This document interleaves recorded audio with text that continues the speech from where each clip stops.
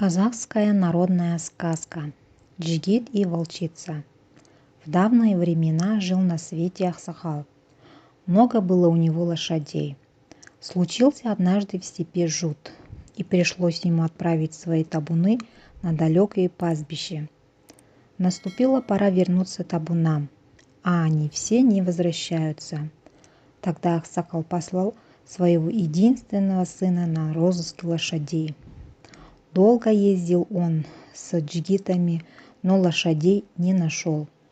Однажды заехал сын Аксакала в далекую лощину и наткнулся на косяк. Вдруг выскочил огромный волк, схватил хищник молодую кобылицу, выскинул себе на спину и помчался стрелой.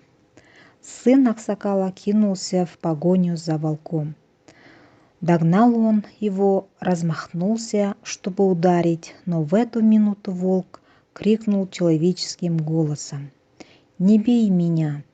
Джигит растерялся от неожиданности и упустил волка. Подскакали к нему товарищи и спрашивают: «Почему волка не убил?» Он человеческим голосом просил, чтобы я его не убивал. «Рассказывай, небылицы!» Закричали товарищи. Разве может волк говорить человеческим голосом? Снова они бросились в погоню за волком, и снова первым настиг его сын Аксакала. Размахнулся он, а волк крикнул: «Не убивай, отдам за тебя свою сестру-красавицу!» Снова растерялся Джигит и снова упустил волка. Подскакали к нему товарищи, узнали, в чем дело, и стали ругаться. «Что ты болтаешь глупости? Не хочешь бить волка?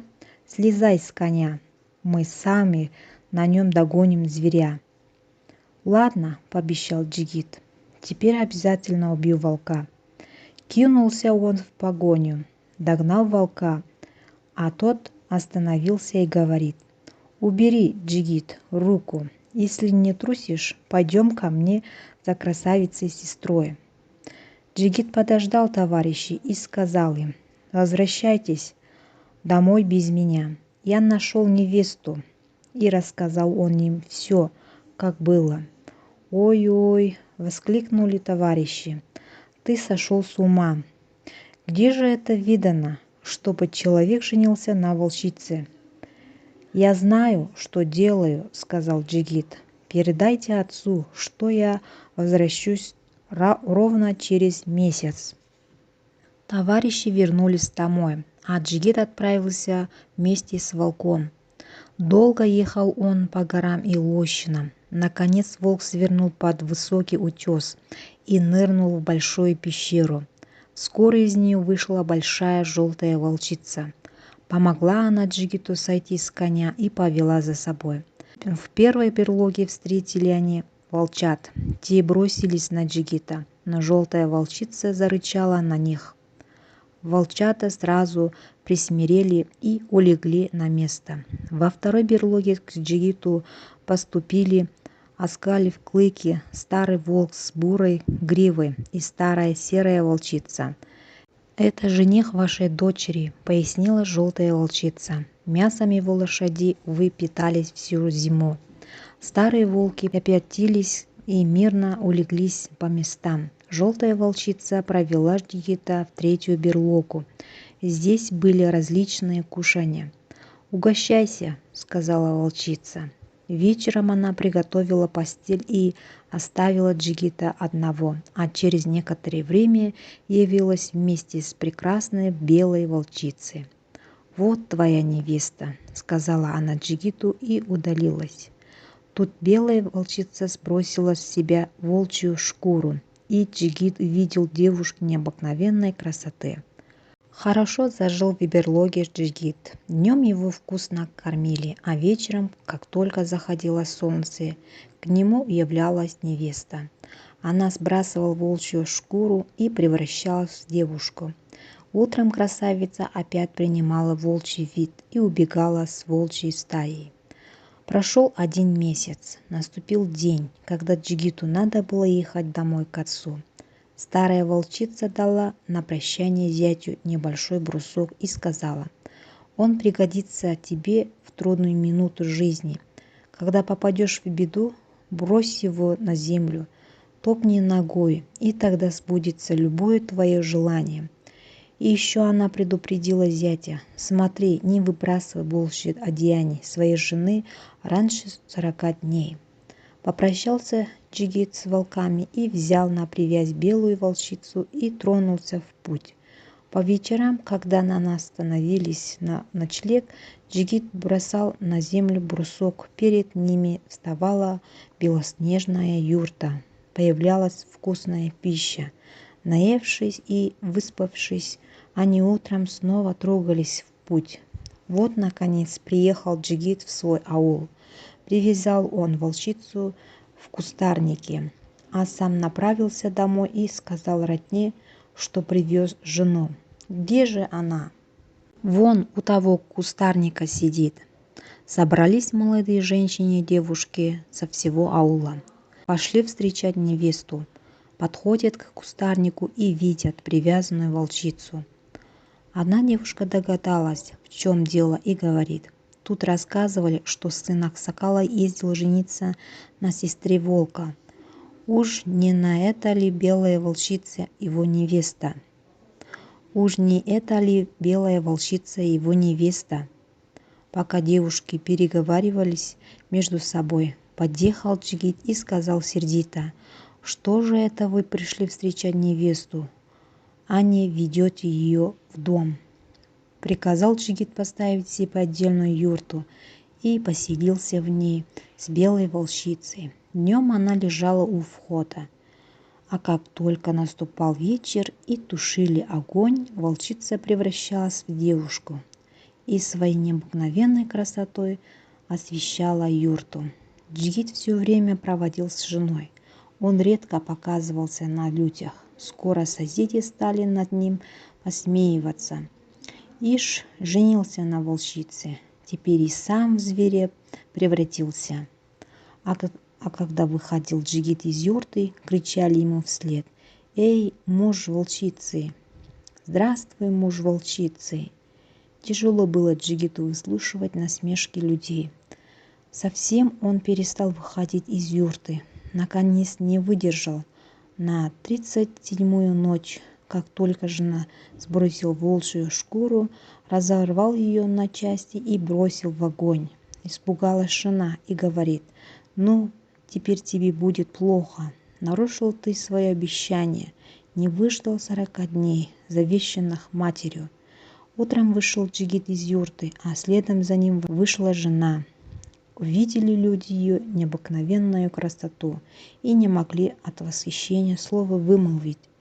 Отец Джигит обрадовался превращению волчицы в красивую девушку и отпраздновал женитьбу сына.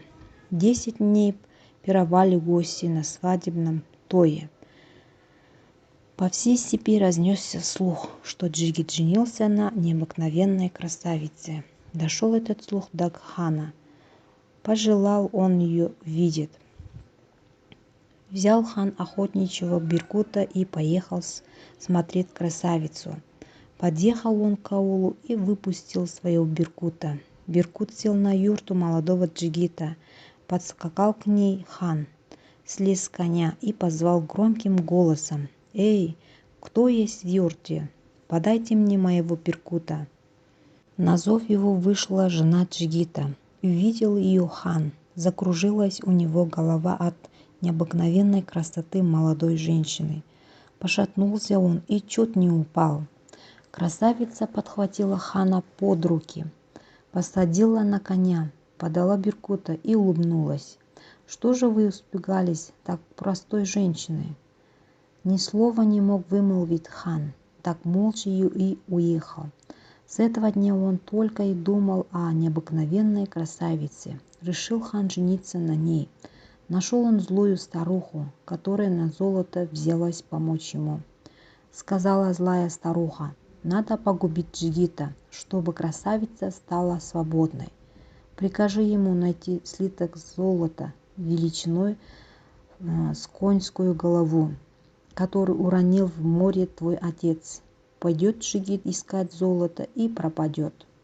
Послушался хан совета старухи, позвал Джигита и велел ему найти на дне морском слиток золота величиной с конскую голову.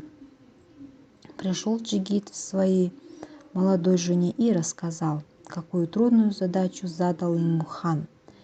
«Не горюй», — утешала жена, — «попроси у хана 3 дня сроку, и все будет хорошо». Взяла молодая женщина разноцветный шелк и золотые нитки и стала вышивать цветок. Работала она день и ночь напролет. Вышел цветок таким красивым и ярким, что в юрте даже ночью было светло. Отдала красавица мужу цветок и сказала: «Привяжи цветок к большой сети и забрось его в море. Простая рыба не посмеет подплыть к цветку. Подплывет к нему лишь ханша рыба. Как только начнет она клевать цветок, ты вытаскивай ее на берег. Станет она просить тебя отпустить ее в море. Ты согласись, но потребуй, чтобы она достала тебе слиток золота, утерянный отцом хана. Хотя она и ханша, но на слово ей ты не верь. Вырви у нее в залог часть плавников». Пошел Джигит к морю, закинул сеть цветком и ждет улова. Долго не появлялась ханша рыба, но вот засверкало и заволновалось синее море. Подплыла ханша к цветку и схватила его зубами. Потянул Джигит сеть и вытащил ханшу рыбу на берег. Стала просить тут она: «Отпусти меня в море, я награжу тебя». Ответил Джигит: «Отпущу, если достанешь мне со дна кусок золота величиной с конскую голову». Пообещала рыба достать золото. Джигит вырвал в залог часть плавников и пустил ее в море. Собрала ханша всех рыб и стала спрашивать, не знают ли они, где лежит золото, которое уронил в море отец хана. Ни одна рыба не могла указать место. «Все ли рыбы собрались?» — спросила тогда ханша слугу. А тот отвечает: «Не явилась только одна старая рыба, которой 140 лет». Приказала ханша ее привести. Поплыли слуги за старой рыбой. «Иди, — говорят, — зовет тебя ханша». А та и слушать не хочет, лежит на своем месте и не двигается. Схватили слуги ослушницу и потащили. И увидели тут тот самый слиток золота величиной с конскую голову, который искала ханша. Оказалась старая рыба только потому и дожила до 140 лет, что питалась испарениями золота. Унесли слуги золотой слиток, и старая рыба сразу погибла. Ханша рыба отдала Джигиту обещанное золото и получила от него свои плавники.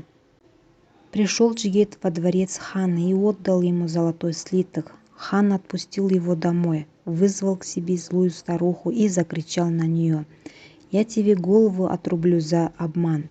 Джигит вернулся и принес золото, а ты уверяла, что он пропадет». «Повелитель мой, — заплакала старуха, — не убивай меня. Я дам тебе верный совет. У твоего отца пропал табун лошадей. Никто не знает, где он находится, а если Джигит и найдет его, то не сумеет привести. Лошади за это время одичали. Прикажи ему доставить этот табун. Не сумеет он выполнить твоего приказа». Позвал хан Джигита и велел ему отыскать дикий табун. Пришел Джигит домой и рассказал жене, какой получил он приказ от хана. «Не печалься, — сказала жена, — возьми вот эту палку, повернись на восток и скажи слово, которым я тебя научу. Палка приведет тебя к одичалому табуну. Найди жеребца, прыгни ему на спину и постарайся его объездить. Бей его крепче, но береги глаза. Когда присмиреет жеребец, скачи на нем прямо ко двору хана. Остальные лошади сами пойдут за тобою». Джигит сделал так, как велела ему жена. Через несколько дней он пригнал диких лошадей к ханскому дворцу. «Эй, выходите!» — крикнул Джигит. «Забирайте своих коней!» Одичалый табун чуть не разнес аул. Хан перепугался и приказал, чтобы лошадей угнали подальше. Собрался хан казнить злую старуху. Упала она на колени и завопила: «Пощади, повелитель, дать Джигиту третье поручение. Если он его выполнит, тогда руби мне голову. После смерти твоего отца на поминках 40-й день был зарезан черный жеребец. Пусть Джигит найдет его и приведет к тебе». Вызвал хан Джигита, велел ему найти жеребца, съеденного на поминках покойного хана, и доставить в царский дворец. Сильно затужил Джигит. Приходит он и говорит жене: «Теперь я погиб. Велел мне хан найти съеденного жеребца». Сказала ему жена: «Если бы ты выдержал 40 дней и не уничтожил раньше срока мою волчью шкуру, не было бы у нас такой беды. Не могу я тебе помочь. Придется идти за советом к старой волчице». Отправился Джигит к хану, просит дать сроку 3 месяца на поиски съеденного черного жеребца. Хан охотно прибавил еще 3 месяца. Собрался Джигит в путь, прощается со своей женой, а жена говорит ему: «Пока ты будешь ездить, не даст мне покоя хан. Брось свой брусок на землю, топни ногой, пусть появится железный дом, спрячь меня в нижний этаж. Там я буду ждать твоего возвращения». Бросил Джигит брусок на землю, топнул ногой, и появился железный дом. Спрятал Джигит жену в нижний этаж, а сам поехал к волкам. Много дней прошло, пока добрался он до берлоги. Выслушала его старая волчица и сказала: «Во всем, сынок, виноват ты сам. Если бы послушал меня и выдержал 40 дней, не было бы сейчас такой беды. Постараюсь помочь твоему горю. Поезжай в горы, где похоронен отец хана. Найди его могилу, раскопай ее и собери все косточки покойника. Положи их в люльку и начни качать. Тогда дух покойного хана закричит: «Будь проклят, кто меня тревожит! Говори скорее, чего тебе нужно?» Тут ты ему и выложи свою просьбу. Научила волчица, какими словами следует сказать, и отпустила Джигита. Поскакал Джигит в горы, нашел могилу хана, раскопал ее, собрал кости покойника, положил в люльку и начал качать. «Не тревожь меня, проклятый!» — завопил дух старого хана. «Чего тебе от меня нужно?» Отвечает ему Джигит: «Твой сын меня тревожит, а я тебе не даю покоя». «Чего хочет мой сын?» «На 40-й день после твоей смерти на поминках был зарезан черный жеребец. Теперь твой сын требует этого жеребца от меня. Неужели ему жалко для меня одного жеребца?» — вскричал дух и в ярости вышвырнул жеребца из могилы. Смотрит Джигит, а у жеребца нет куска от задней части. «А где же кусок задней части?» — спросил Джигит. «Такого жеребца дал мне мой жадный сын. Этот кусок ноги съел он сам со своей женой. Так и передай ему.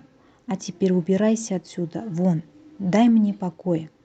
Только через 2 месяца добрался Джигит домой. Приехал он и видит: хан сломал 2 верхних этажа железного дома и подбирался к нижнему, где сидит его жена. Джигит подвел хану черного жеребца и передал ему слова покойного отца.